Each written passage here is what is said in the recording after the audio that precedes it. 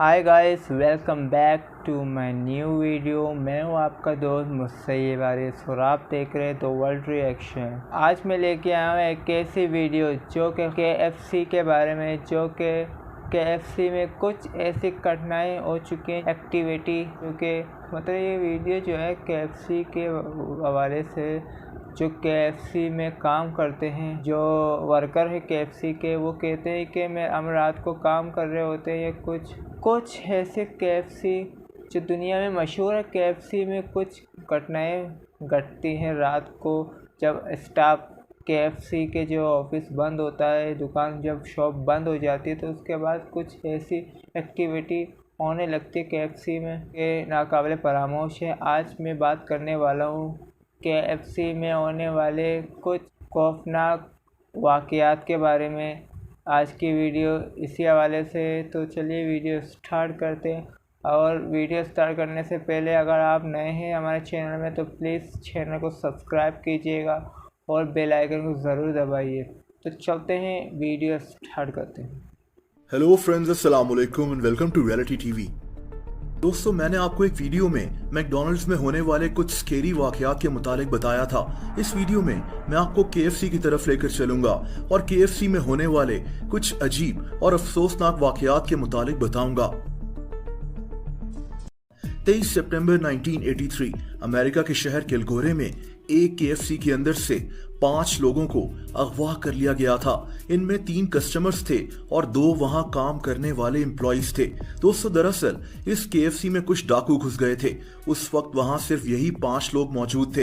इन डाकुओं ने इन्हें अगवा किया और इन्हें थोड़ा ही दूर एक खेत में ले जाकर मार डाला। अजीब बात यह थी कि अगले 22 साल तक ये केस सॉल्व नहीं हो सका। पुलिस ने पूरी कोशिश कर देख ली, लेकिन इनको पता ही नहीं चल सका कि ये 5 लोग कहां गायब हो गए। लेकिन नवंबर 2005 में पुलिस ने 22 साल के बाद 2 लोगों को इस केस में गिरफ्तार कर लिया था। ये अफसोसनाक केस काफी मशहूर हुआ था। दोस्तों, 5 साल पहले मलेशिया के शहर सुबांग जाया में एक KFC के अंदर 3 एम्प्लॉइज मौजूद थे। रात का वक्त था और ये लोग KFC को बंद करके घर वापस जा रहे थे कि इन्हें किचन के अंदर से अजीब आवाजें आना शुरू हो गईं। Dekat belakang ah.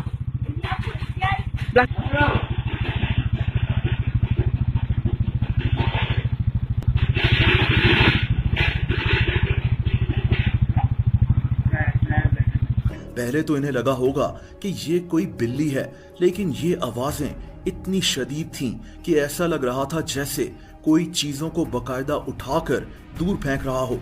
वक्त गुजरने के साथ साथ ये आवाजें और भी तेज होती जा रही थीं। इस वक्त रात के 1:30 बज रहे थे। इन्होंने सारे वाकये की एक वीडियो भी बनाई थी जो इंटरनेट पर काफी मशहूर हुई थी। दोस्तों, ये अगला वाकया 2 साल पहले पेश आया था, जब अमेरिका के शहर हिकरी हिल में एक आदमी ने KFC में गोलियां चला दी क्योंकि इसको अपना खाना ठीक नहीं मिला था। इसने कुछ और ऑर्डर किया और इसको कुछ और मिल गया, और इतनी छोटी सी बात पर इसने KFC के एम्प्लॉइज पर गोलियां चला दी। ये वाकया KFC के ड्राइव थ्रू में हुआ था। इस आदमी ने अपने पैसे वापस मांगे थे। इसको पैसे वापस दे भी दिए गए, लेकिन इसने फिर भी गोली चला दी। लकीली इस फायरिंग में कोई जख्मी नहीं हुआ था। ये आदमी वहां से फरार हो गया था।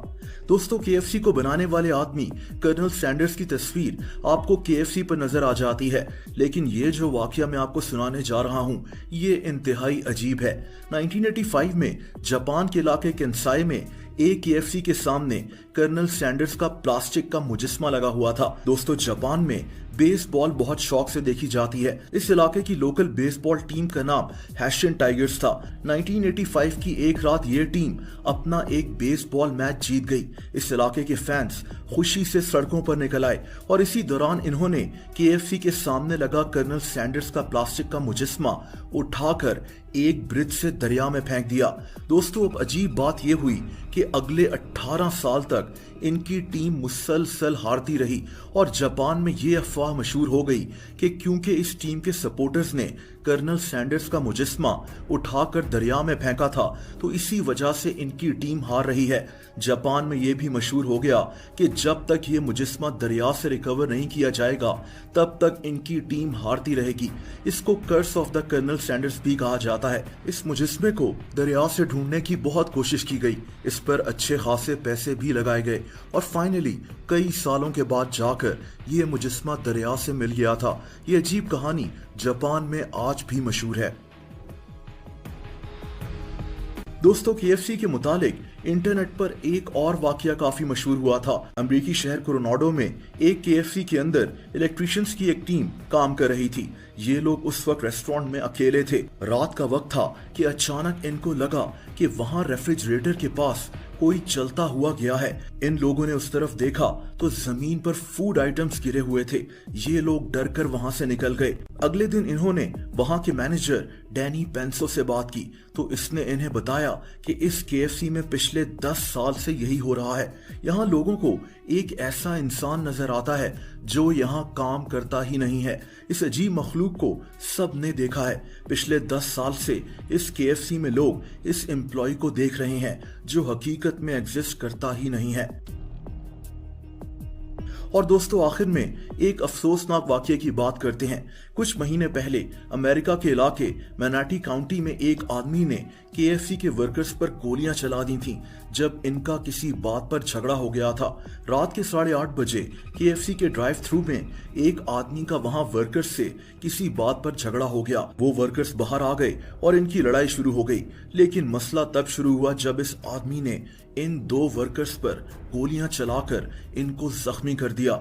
इन दोनों को हॉस्पिटल ले जाया गया था जहां इनकी जान बच गई थी। दोस्तों, अगर आप किसी और जगह के बारे में भी ऐसे वाकयात जानना चाहते हैं तो कमेंट्स करके जरूर बताएं। भाई, आपने सुना KFC के बारे में अफसोसनाक कहानी स्टोरी। KFC के वर्करों के ऊपर हमला किया गया और KFC में बिल्ली या कुछ आवाज़ें सुनाई दी कुछ वीडियो में, और कुछ वीडियो में तो ये सुना गया कि KFC में फायरिंग की गई।